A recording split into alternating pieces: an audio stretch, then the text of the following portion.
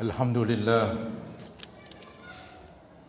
Alhamdulillahilladzi qayyada lil ilmi wa ahlihi ansaran ulama'a amilin wa ja'alahum mimman yanfuna anhu tahrifaz zalimin wa intihalal mubtilin wa ta'wilal jahilin. Ashhadu an la ilaha illallah wahdahu la syarika lah Rabbul awwalina wal akhirin wa ashhadu anna sayyidina wa nabiyyana Muhammadan abduhu wa rasuluh as-sayyidul ma'munul amin. Allahumma salli wa sallim wa barik ala sayyidina wa maulana Muhammad wa ala alihi wa sahbihi salatan wa salaman daimaini mutalazimaini min yaumina hadha ila yaumiddin. Amma ba'd, faya ayyuhal muslimun, usikum wa iyaya bitaqwallahi wa ta'atih, faqad fazal muttaqun wa khasiral kafirun. Hadirin kaum muslimin rahimakumullah, segenap jamaah Masjid Jami Al-Ittihad yang saya muliakan, semoga kita semua dimuliakan oleh Allah Subhanahu wa taala. Amin ya rabbal alamin. Dengan mengucapkan syukur alhamdulillah, di siang Jumat ini dengan kesehatan, dengan kesempatan, dan juga dengan kekuatan yang Allah berikan, kita bisa berkumpul kembali di ruangan Masjid Jami Al-Ittihad untuk melaksanakan salah satu kewajiban kita kepada Allah, yaitu kewajiban sholat Jumat. Selalu kita mengharap semoga setiap kali sholat Jumat senantiasa Allah Subhanahu wa taala menerimanya dan juga senantiasa dibalas dengan balasan pahala yang sebesar-besarnya. Dan semoga dengan kemurahan Allah diampuni kekurangan, kesalahan dan dosa-dosa kita. Dan terus menerus kita mohon semoga terus Allah tambahkan ilmu kepada kita dan dibukakan pintu hati dan pikiran kita. Amin ya mujibas sya'irin. Hadirin kaum muslimin rahimakumullah.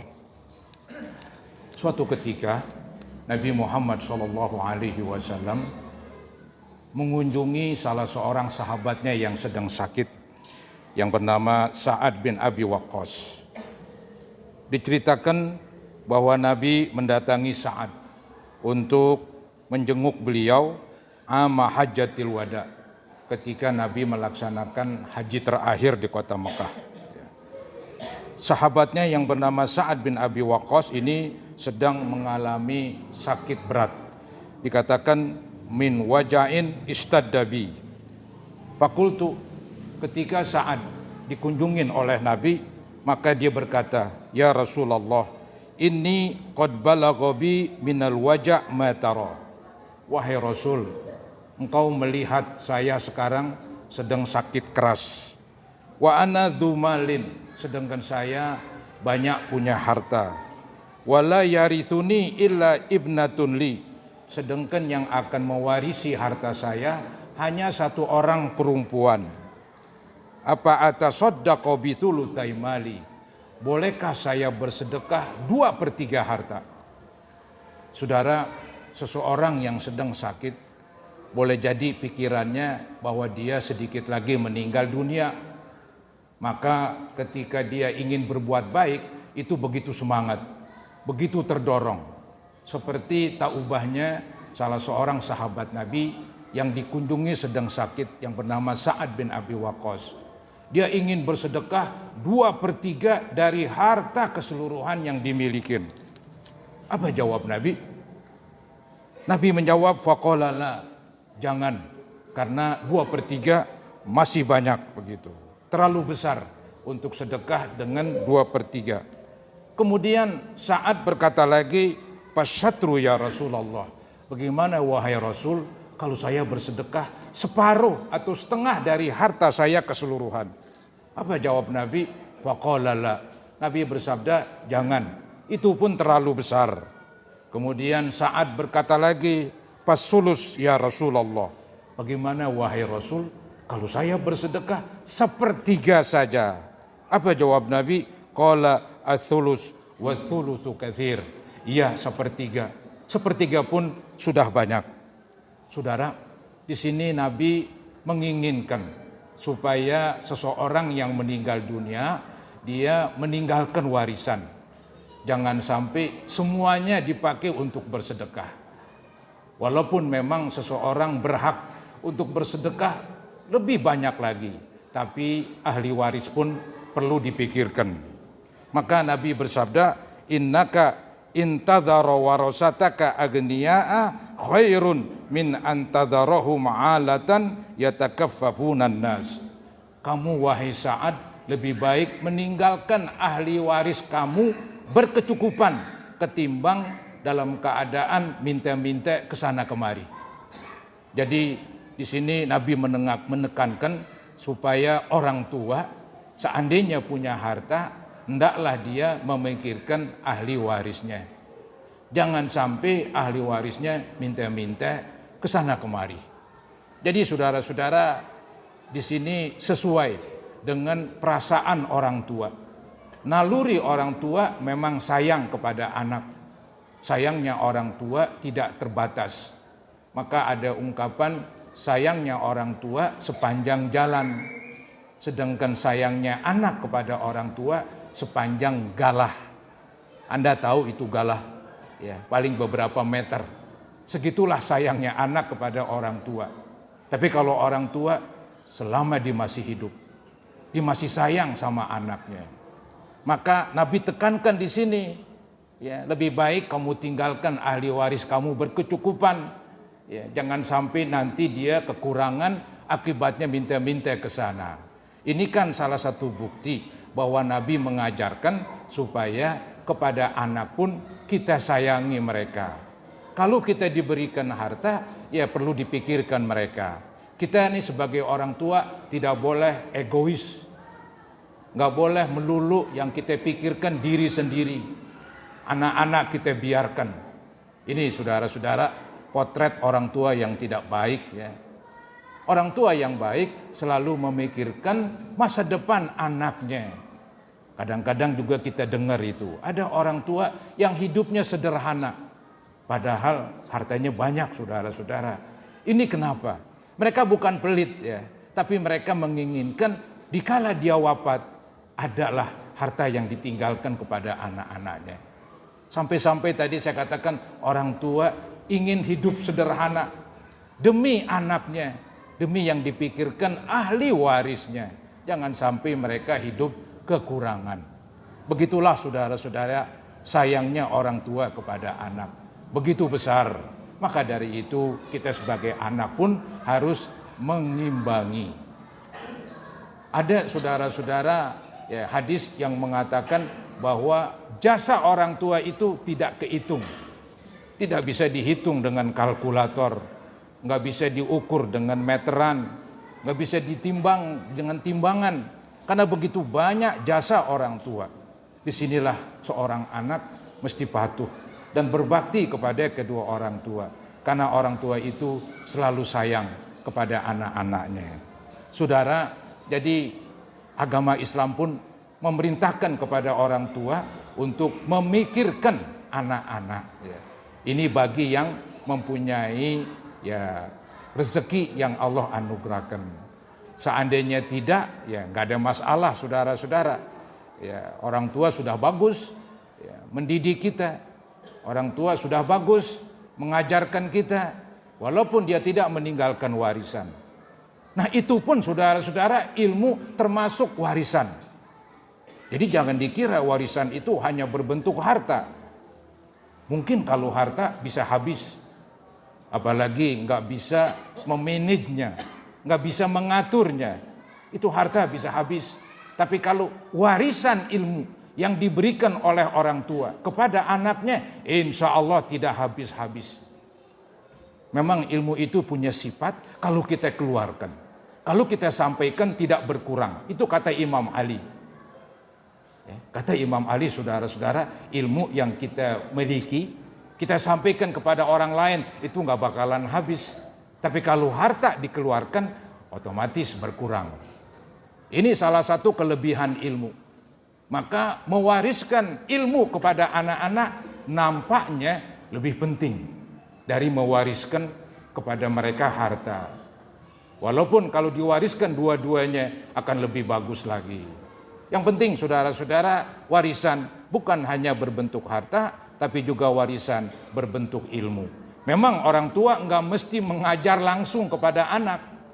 Mana ada orang tua langsung mengajar anak. Pengertian orang tua memberikan warisan kepada anak, disekolahkan tuh anaknya.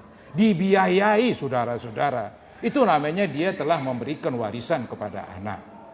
Saudara, kalau warisan ilmu itu kan ada bermacam-macam. Bolehlah kita sebut ilmu itu ada dua macam. Ada ilmu umum, ada ilmu agama. Ilmu umum juga penting untuk kehidupan, untuk kesejahteraan. Di dalam agama Islam tidak dilarang mendidik anak kita dengan ilmu umum. Itu pun sebagai warisan. Tapi saudara-saudara, ada warisan yang lebih hebat lagi dari ilmu umum. Itulah ilmu agama. Ilmu agama sangat dibutuhkan oleh setiap individu. Apapun profesi Anda, tetap ilmu agama paling penting. Karena dia akan berhubungan dengan dunia akhirat. Dunia akhirat saudara-saudara berhubungan dengan ilmu agama. Agar ibadah kita bagus, agar perilaku kita baik, agar akhlak kita mulia, ini kan perlu pegangan. Perlu pedoman, tidak lain pegangan dan pedomannya ilmu agama. Dan nanti di akhirat saudara-saudara ini akan berlaku. Seseorang yang mengerti agama, seseorang yang pandai dalam agama dan perilakunya baik, insya Allah Allah akan lebihkan mereka di dalam surganya.